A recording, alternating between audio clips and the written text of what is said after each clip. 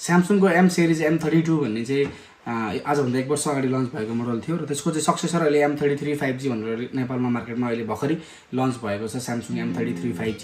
जुन चाहिँ दुईटा भेरिएन्टमा आउँछ नेपालमा चाहिँ र यसको चाहिँ दुईटा भेरिएन्टमा चाहिँ एउटा 6GB RAM 128GB रहेको छ भने एउटा 8GB RAM 128GB रहेको छ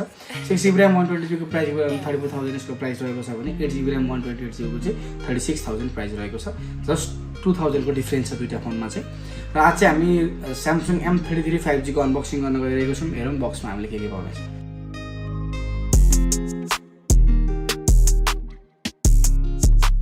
यो फोनको बक्स खोल्नेबित्तिकै हामीले एउटा तल व्हाइट कलरको बक्स पाउँछौं र यसमा नोटिस गर्नुपर्ने कुरा भनेको चाहिँ यसपालि चाहिँ हाम्रो बक्स एकदमै स्मल रहेको छ त्यसले गर्दाखेरि चाहिँ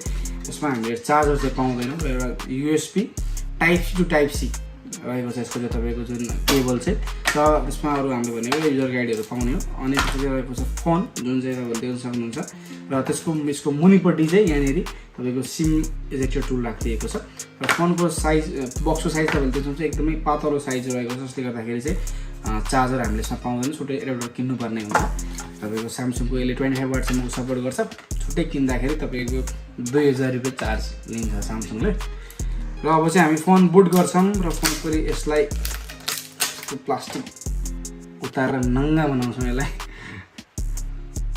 र फोन भइरहेको छ बुट र बुट हुनुभन्दा अगाडि हामी यसको पोर्ट्स एन्ड बटनको कुरा गर्नेछौं र पोर्ट्स एन्ड बटनको कुरा गर्नुपर्दा चाहिँ यसको हामीले मुनिपट्टि टाइप सी पोर्ट्स पाउँछौं भने त्यसको साइडमा स्पिकर ग्रिल त्यसको अर्को साइडपट्टि भनेको चाहिँ 3.5 mm ज्याक र यसको तपाईको राइट साइडपट्टि चाहिँ हामीले पावर बटन पाउँछौं त्यसकै माथिपट्टि सेन्सर फिंगरप्रिन्ट सेन्सर पाउँछौं र त्यसको माथिपट्टि चाहिँ हामीले volume up and down button पाउँछौं यसको लेफ्ट साइडपट्टि चाहिँ एकदम क्लियर छ र माथिपट्टि चाहिँ सिम ट्रे रहेको छ तपाईको अनि त्यसको टपमा चाहिँ हामीले सेकेन्डरी माइक्रोफोन पाउनेछौं र फोन भइसकेको छ बुट र अब हामी चाहिँ यसको डिस्प्लेको कुरा गर्नुपर्दा चाहिँ यसमा हामीले 6.6 इन्च TFT फुल HD प्लस को रेजोल्युसनमा डिस्प्ले पाउनेछौं र यसको चाहिँ 120 हर्ट्ज को रिफ्रेश रेट रहेको छ जसले गर्दाखेरि चाहिँ टच रेस्पोन्स चाहिँ राम्रै छ तर TFT डिस्प्ले भएको कारणले गर्दाखेरि चाहिँ त्यस्तो ब्राइटनेस चाहिँ एकदमै भन्छ नि एमोलेड जस्तो राम्रो छैन एक्युरेसी चाहिँ धेरै राम्रो छैन तर TFT जुन नर्मली अरु ब्रान्डले युज गर्ने TFT भन्दा चाहिँ स्यामसङको TFT भने पनि डिस्प्ले क्वालिटी चाहिँ राम्रो नै हुन्छ अरु ब्रान्डहरुको कम्पेयरमा भन्दा चाहिँ र डिस्प्लेमा चाहिँ त्यस्तो नराम्रो त म भन्दिन ठीकठाक नै छ एभरेज भन्न सक्छु यसको डिस्प्ले क्वालिटी चाहिँ र बिल्ड क्वालिटीको कुरा गर्नुपर्दा चाहिँ यो फोन मैले हातमा लिनेबित्तिकै अलिकति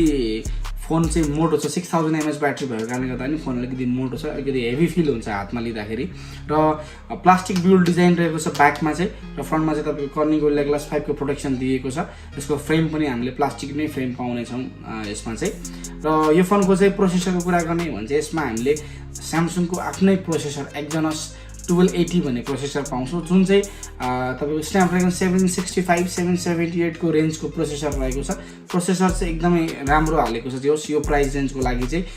तपाईको एक्जनस 1280 भनेको चाहिँ धेरै राम्रो प्रोसेसर भन्न सक्छौं हामीले र यो फोनको चाहिँ भेरिएन्टको कुरा गर्नुपर्दा मैले अघि पनि भनिसके यसमा तपाईको दुईटा भेरिएन्ट आउँछ 6GB RAM र 8GB RAM यो हामीसँग भएको चाहिँ 8GB RAM भेरिएन्ट रहेको छ यो फोनको ब्याट्रीको कुरा गर्नुपर्दा चाहिँ हामीले यसमा 6000 mAh को ब्याट्री पाउँछौं जसले गर्दाखेरि चाहिँ